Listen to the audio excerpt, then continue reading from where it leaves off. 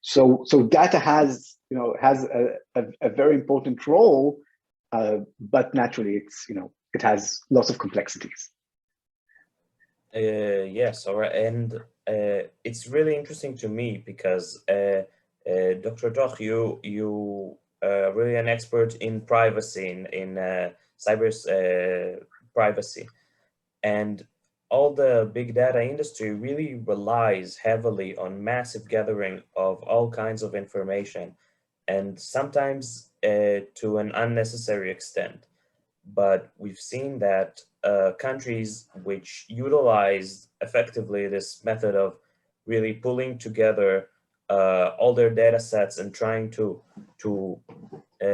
bring a tool out of them to combat this pandemic rapidly, sometimes have done better, I think. And I would like to know from all of you, do you think there is some justification of using such massive data collection in order to solve these crises that require rapid response? And what are some guidelines we can put so that in the next crisis we won't be caught unprepared again? Or is it just doomed to repeat itself?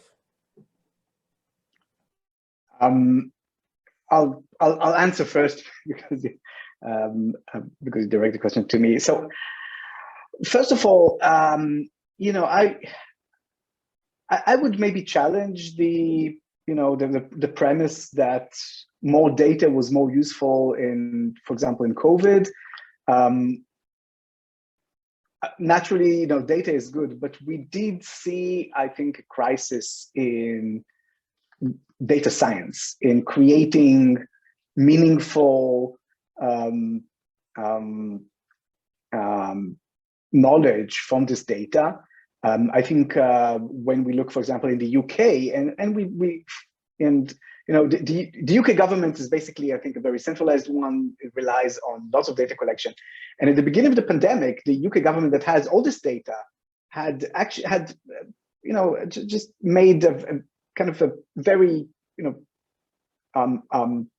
basic mistakes in how to interpret and model the data. So, and of course, many other countries had, I think, made different types of mistakes as well also. So we live really with, lots of data. Governments have access to mobility data and the data from all the PCR and everything. And I'm not sure, collecting this data is the real challenge here. It's more about making, science-based decisions, not over making them, and thinking about this sort of balance. And at the same time, we did see, again, I think UK and Israel are good examples, kind of crises in trust. People not trusting quarantine messages because they don't know how they were created. People not quarantining themselves from when they come from the airport. So, naturally, data is important. Naturally, there are ways to do that. Maybe I'll let Hadass and Runit kind of answer those more difficult questions. But at least for my analysis, I see a crisis of making decisions, making data-based decisions, and trusting those decisions is as the two most important challenges we face. I want to say something that Eran always talk about about data and privacy as two trade-offs, right? But I started to think about the relation between data and care as also kind of trade-off, because when we feel that they're using the data not to take care but to control us, then like we felt in the time of the closures in Israel, that it was based on political ambitions, some of it, and we felt that we are being restricted and our movement is being restricted. And that it was also, we were afraid of the data of surveilling us and everything. So we looked at data and collection of data as something that is bad. But when the vaccination came to Israel, and we could do it, the vaccination generally very, very fast in Israel, and it was based on the fact that we all have a health system that is public, and now with the Green Pass, we all give our, we say yes to giving our, I think, medical information and something like, but it's for our care and for a benefit. So there is also this trade-off between the things. And I want to give another example, thinking about special populations. So for example, refugees and asylum seekers in Tel Aviv, and homeless people in Tel Aviv, which is populations that I research in my research. And I looked very closely about what happened in the time of Corona. Of course, they are seen as dangerous populations, because the homeless, of course, they sleep in the street, so they can transmit, and also the asylum seekers. Now, because Israel and Tel Aviv municipality are not, they don't have real data collection, because they don't give services to asylum seekers, okay? Because they are not,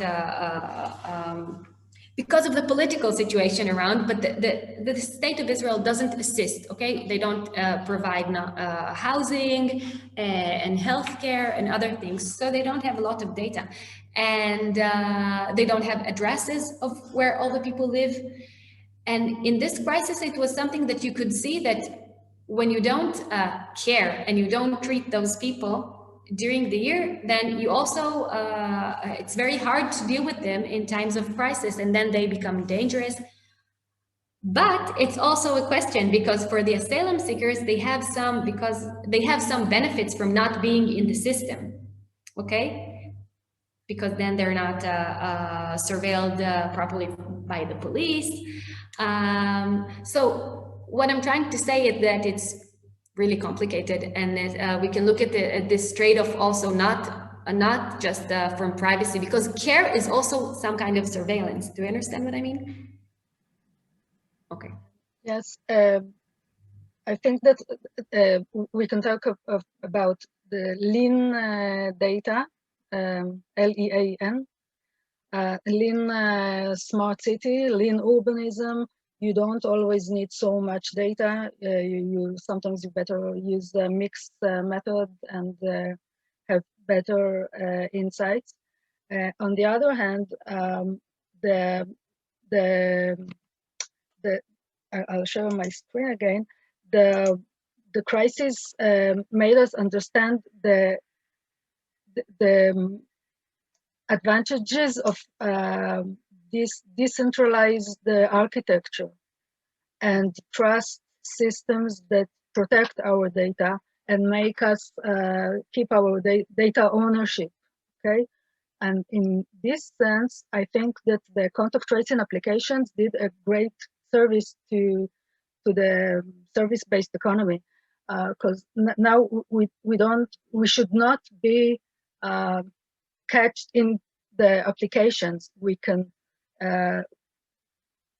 understand that it can be designed in a way that makes us own our data and decide how we share the data with every application. And there are really nice initiatives, international initiatives to work towards this architecture that's really open and enables data sharing. That it's really important to use data sharing, and privacy is important, but privacy in the way that we are talking about privacy in a way that limits our ability to gain insights from data. So a new design of the data is really crucial here.